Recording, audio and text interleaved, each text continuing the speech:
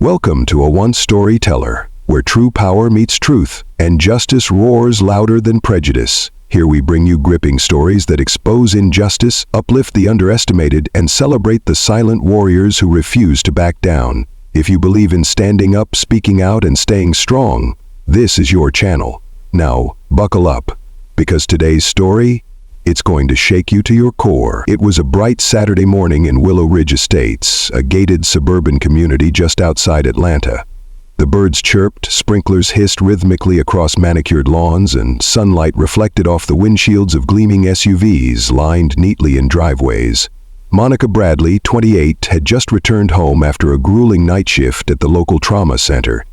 As a registered nurse, she was used to chaos, used to urgency, used to pain. But what she never got used to, what always crawled under her skin, was the subtle, ever-present tension that followed her the moment she stepped out in this community. A black woman in a wealthy, mostly white neighborhood. No matter how calm the morning, the air always carried a whisper of scrutiny.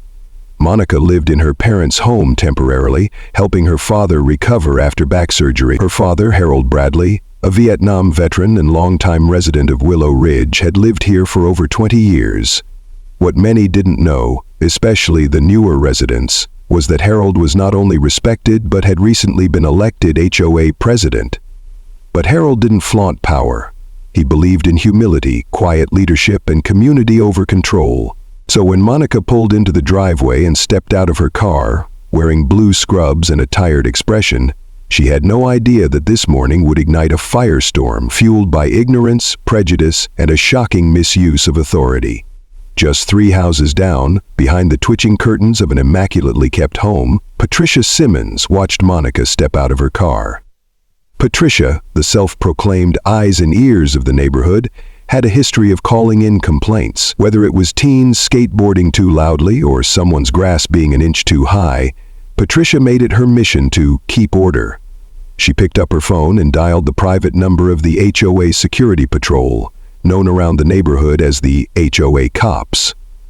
A private enforcement team hired by the Willow Ridge Homeowners Association. They were mostly off-duty officers moonlighting for extra cash. While their job was technically to ensure the safety of the community, some of them had developed a reputation: aggressive tactics, racial profiling, and power trips. "There's a suspicious individual on Elmcrest Lane," Patricia whispered. "Dark clothing, acting strange. Looks like she doesn't belong here." She hung up without giving Monica the benefit of the doubt, or her name.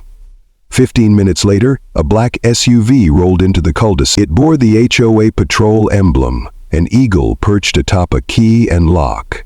Inside were officers Trent Myers and Greg Dawson. Both were former city cops, now paid handsomely by the HOA to patrol and maintain peace. Myers, the senior officer, had a history of complaints, none of which ever seemed to stick. He smirked as they pulled up near the Bradley residence. "Looks like we got ourselves another visitor," he said, nudging Dawson. "Let's see what she's up to." But before they approached, Myers leaned toward the center console and pressed a button. A low growl echoed from the back of the SUV. A German shepherd, trained for intimidation and compliance, stirred from its kennel. "Let's take Kilo," Myers said. "Never hurts to show some teeth." Monica was unloading groceries from her back seat, earbuds in, music low, when she noticed 2 uniformed officers approaching. Behind them, the K-9 unit barked and pulled on its leash, eyes locked on her. She pulled out one earbud. "Can I help you?" Myers didn't answer. Instead, he stopped a few feet from her, resting his hand on his belt. Dawson circled around to the side, eyes scanning the porch. "We got a report about a suspicious individual in the area," Myers said. "You live here?" Monica blinked. "Yes, my name is Monica Bradley. This is my family's home." "ID," he demanded. "I just got off work," she said, sighing. "My wallet's inside." "That so?" Myers stepped closer. Kilo barked louder, straining against the leash. "We can't take your word for it." Monica kept her voice calm. "My father lives here. You can ask him." "No, ma'am," Myers cut her off. "Until we verify, you're being detained for questioning. Hands where I can see them." Inside the house, Harold Bradley had just finished his morning physical therapy when he heard the barking. He pulled aside the curtain, instantly recognizing the officers and his daughter on the front lawn, surrounded by a snarling K-9 and aggressive body language. Pain or no pain, Harold grabbed his cane and stormed outside. "Officers," he barked. "What is going on here?" Myers turned. "Sir, stay back. We're handling a trespasser." "That's my daughter," Harold said, his voice booming with authority. "And I'm Harold Bradley, president of this HOA. Myers hesitated. Dawson looked visibly uncomfortable now. "Mr. Bradley," he began, but Harold wasn't finished. "You know me. You've worked security here for 3 years, and you bring a K-9 unit onto my property to intimidate my daughter? After all the training we've done about de-escalation and community engagement?" Myers tried to save face. "We got a call about suspicious activity." "No, what you got was an excuse to flex your ego," Harold snapped. "And I want both of you off this property, now." Officer Myers clenched his jaw. For a moment no one moved. Even the dog quieted, sensing the shift in power. Monica stood her ground, arms still raised, her breathing slow and controlled. Dawson finally spoke up. "Mr. Bradley, we were responding to a report." "You responded with a K-9 unit and no investigation. That's not protocol." "That's not even common sense," Harold replied, his cane now firmly planted in the grass. "This is my house. She's my daughter, and this," he pointed at the barking dog, "is a damn lawsuit waiting to happen." The air was thick with awkward tension. Dawson was visibly rattled. Myers, however, still looked defiant. He wasn't the type to back down, especially not in front of someone he'd misjudged. "Look," Myers said, voice flat, "we were just doing our job. If she lives here, then it's all cleared up." "You're going to apologize," Harold said, folding his arms. "To her. Right now." Myers sneered. "That's not necessary." "It is," Monica cut in, her voice sharp now. "You brought a dog on me. You treated me like a criminal for walking into my own home. I'm a nurse. I was saving lives last night while you were riding around with your leash and your pride. That stung." Dawson looked at Myers, urging him silently to de-escalate. Reluctantly, Myers muttered, "Apologies, ma'am." It was a weak excuse for an apology, and everyone knew it. But it was all Monica needed to turn and walk into the house, her head held high. Harold stayed outside, watching them until they returned to their SUV, the dog still whining. As they pulled away, he took a long breath, rubbed his temples, and whispered, "Enough is enough." 3 days later, the HOA held its monthly meeting at the Willow Ridge Clubhouse. What was normally a sleepy gathering about pool maintenance and landscaping budgets turned into the most crowded event in neighborhood history. Word had spread fast, not only about the incident, but about who the victim was. Many neighbors were shocked to learn that Monica wasn't just some girl walking through the neighborhood. She was Harold's daughter, a nurse, and someone who had grown up in the very community that had labeled her a threat. Even those who usually sided with the HOA cops were disturbed. Harold stood at the front of the room, dressed in a gray blazer, calm and composed. His voice, however, carried the full weight of what had happened. "I never thought I'd be standing here talking about my own child being profiled on our lawn," he said. "Not here, not in a place I believed in, not by officers paid to protect." Murmurs spread through the crowd. "I've served this country. I've served this community. And yet, someone saw my daughter and decided she didn't belong." Patricia Simmons, seated in the second row with her arms crossed, avoided eye contact. "I'm not asking for sympathy," Harold continued. "I'm demanding accountability. We have created a culture in this neighborhood where suspicion has replaced community, and I won't stand for it any longer." Applause broke out. Real applause. People weren't just clapping out of politeness. They were angry too. Tired of the over-policing. Tired of the fear.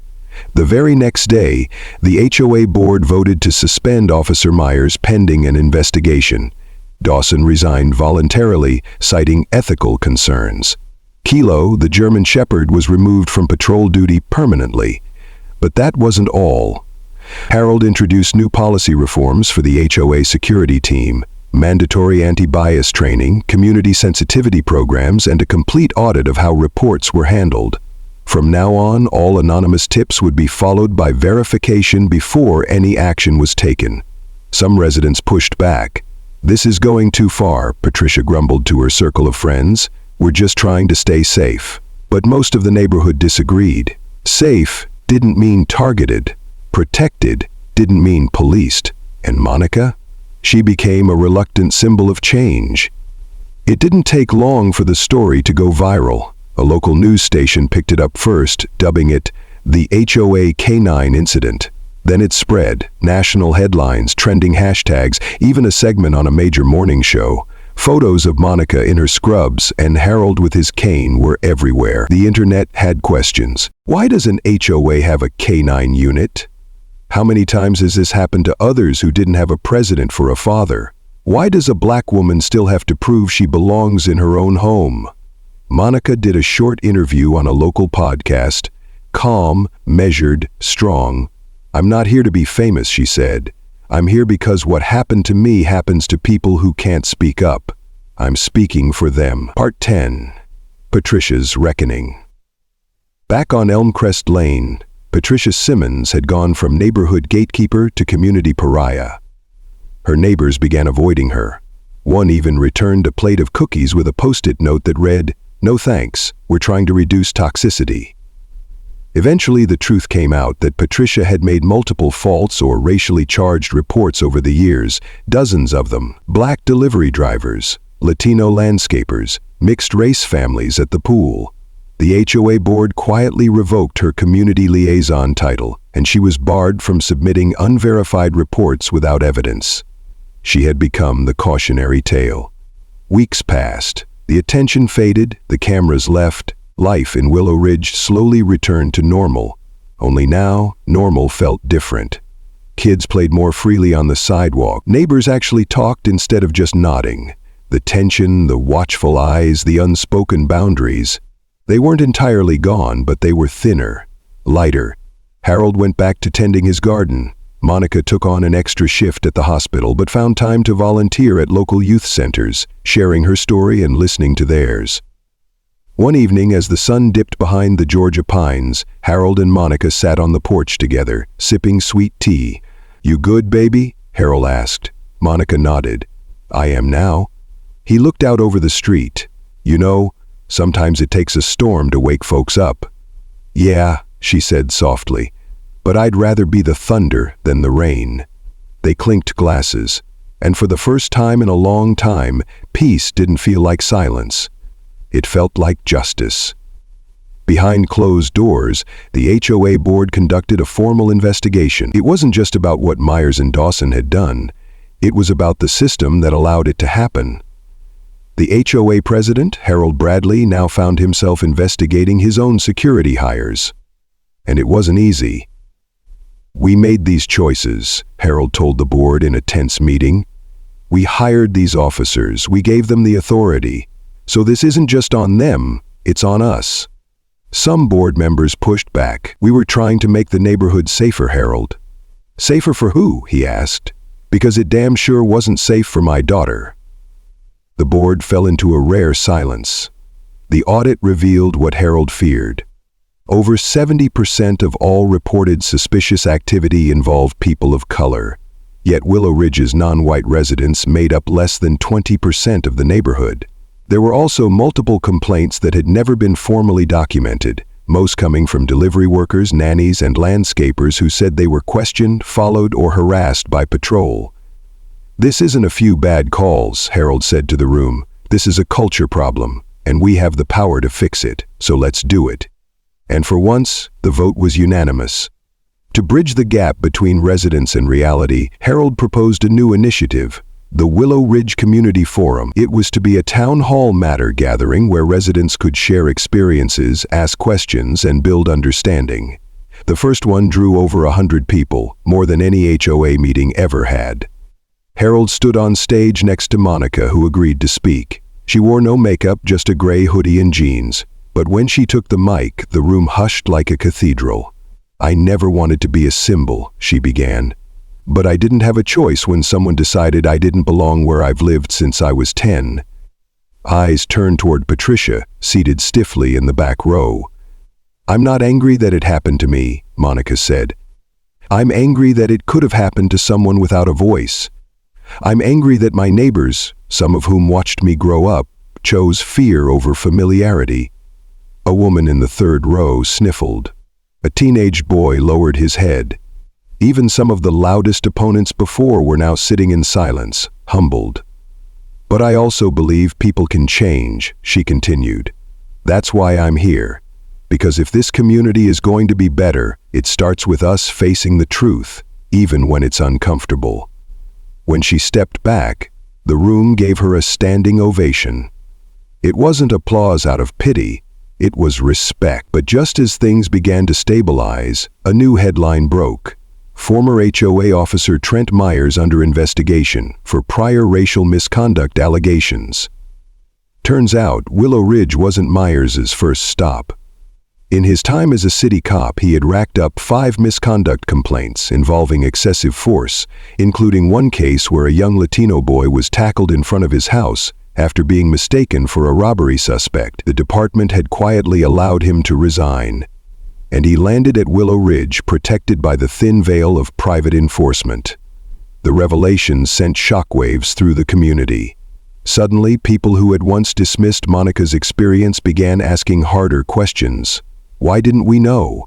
Who else has this happened to? Is this still happening in other neighborhoods?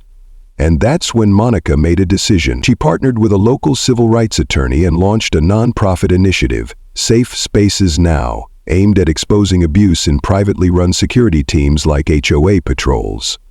The initiative created a platform for anonymous submissions, legal support, and public advocacy. In its first month, over 200 people submitted reports of harassment from various gated communities across Georgia. Some of them were horrifying. People pepper-sprayed for not complying fast enough, others followed by vehicles late at night, and one story of a teenage girl screamed at for walking her dog too slowly. Monica's face became a symbol not of victimhood but of fire, determination, action. And Willow Ridge became the unlikely birthplace of a movement. But change never comes easy. A new group emerged in the neighborhood calling themselves the Ridge Traditionalists. They were mostly older residents who believed the neighborhood was being politicized. They held their own meetings, posted signs, "We support our cops." Some even accused Monica and Harold of dividing the community. At one of their meetings, Patricia was invited to speak. She called the backlash against her a witch hunt and claimed she was being punished for caring about safety. When asked if she regretted making the call that led to the K-9 confrontation, she replied, "I regret that it turned into a media circus." The comment was caught on video and reposted online, sparking even more outrage. Within days, the Ridge Traditionalists were being called out on social media, their meetings protested by nearby college students, and their flyers ripped down. But Harold urged calm. "Don't meet hate with hate," he told Monica. "Let them talk. Truth speaks louder." Then came the moment no one expected. Patricia showed up on Harold's porch. Monica opened the door, shocked to see the woman who had once called her the neighborhood threat standing there, wringing her hands. I need to speak to your father," Patricia said softly. Monica almost closed the door. But something in her, maybe the nurse in her, maybe the daughter of a soldier, told her to wait. She called Harold. Patricia sat in the living room, eyes darting everywhere but at them. Finally, she spoke. "I'm sorry," Harold tilted his head. "For what exactly?" "For calling the patrol, for assuming, for everything. You nearly got my daughter mauled," Harold said calmly. "You embarrassed this family. You lit a fuse that could have cost lives." "I know," Patricia whispered. "And I was wrong. I was scared, but not of her, of change, of everything I don't understand. I thought I was keeping order, but I was really just clinging to control." There was a long pause. Monica stood up. "I can't tell you I forgive you, but I hear you." Patricia nodded. "Then maybe it's time I started listening too." And with that, she left. It wasn't redemption, but it was a start. 6 months later, Willow Ridge was unrecognizable, in the best way. The HOA patrol was replaced with a community-based safety program.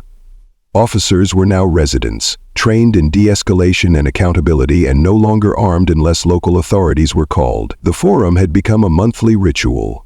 Families of every background came together for BBQs, story circles, and learning sessions. Harold even taught a gardening workshop while Monica led first aid training. And the Safe Spaces Now initiative? It had opened chapters in 3 other states. One night, Monica came home after an advocacy conference. She walked through the same driveway where it all began. This time, no patrol, no barking, just the soft wind brushing her face. Harold greeted her at the door. "You look tired," he said. "Change is heavy," she smiled. They sat on the porch again, just like before.